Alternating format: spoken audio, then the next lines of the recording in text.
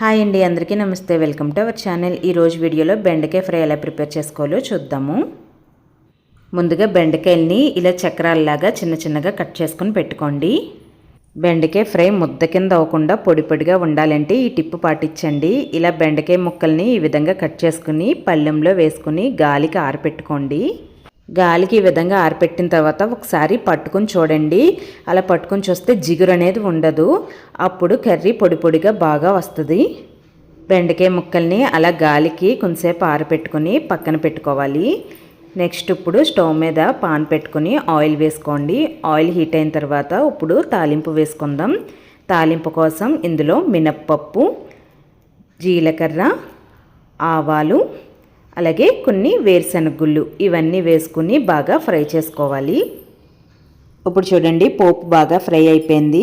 ఇవి ఇలా ఫ్రై అయిన తర్వాత ఇందులో కొంచెం కరివేపాకు, నెక్స్ట్ ఇందులోనే పచ్చిమిరపకాయ ముక్కలు, చిన్న చిన్న ముక్కల కింద కట్ చేసుకున్న ఉల్లిపాయ ముక్కలు కూడా వేసుకుని ఇవి కూడా బాగా ఫ్రై చేసుకోవాలి.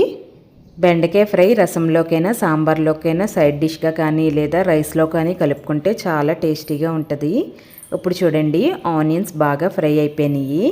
ఇలా ఆనియన్స్ బాగా ఫ్రై అయిన తర్వాత మనం ముందుగానే బెండకాయలని పక్కన పెట్టుకున్నాం కదా. ఇప్పుడు చూడండి, పొడి పొడిలాడుతూ ఎక్కడ కూడా జిగురు లేకుండా ఉంది కదా. నేను చేతితో చూపిస్తున్నాను చూడండి, ఎక్కడ జిగురు లేదు. ఈ విధంగా ఆరపెట్టుకుంటే జిగురు లేకుండా ఉంటుంది. నెక్స్ట్ ఇవన్నీ కూడా కర్రీలో వేసుకుని బాగా ఫ్రై చేసుకోవాలి. నెక్స్ట్ ఇందులోనే కొంచెం పసుపు, అలాగే సరిపడేంత సాల్ట్ వేసుకొని ఒకసారి బాగా కలిపేసుకోండి. బెండకాయ ఫ్రై చాలా టేస్టీగా ఉండాలంటే ఇప్పుడు నేను చెప్పబోయే టిప్ పాటిస్తే కనుక బెండకాయ ఫ్రై చాలా టేస్టీగా ఉంటుందండి. అదేంటంటే కూర స్టార్టింగ్ నుంచి ఎండింగ్ వరకు కూడా లో ఫ్లేమ్లో పెట్టుకునే కర్రీ ప్రిపేర్ చేసుకోండి.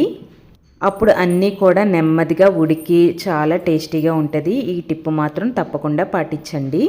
బెండకాయ ఫ్రై పొడి పొడిలాడుతూ బాగా రావాలంటే ఫస్ట్ చెప్పిన టిప్తో పాటు ఈ టిప్ కూడా పాటించండి. బెండకాయల్ని ఫ్రై చేసుకునేటప్పుడు దాని మీద మూత పెట్టుకుని ఫ్రై చేసుకోకూడదు. అలా ఫ్రై చేసుకున్నట్లయితే ముద్ద కింద అయిపోద్ది.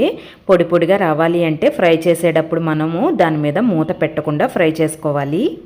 అడుగు అంటుకోకుండా మధ్య మధ్యలో కలుపుకుంటూ బెండకాయ ఉడికే వరకు మనం ఈ విధంగా ఫ్రై చేసుకుంటూ ఉండాలి.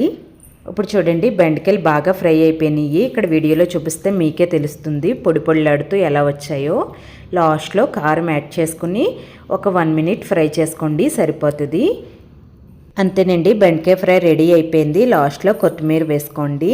ఈ వీడియో కనుక మీకు నచ్చినట్లయితే లైక్ చేసి షేర్ చేసి సబ్స్క్రైబ్ చేసుకోండి. Thank you.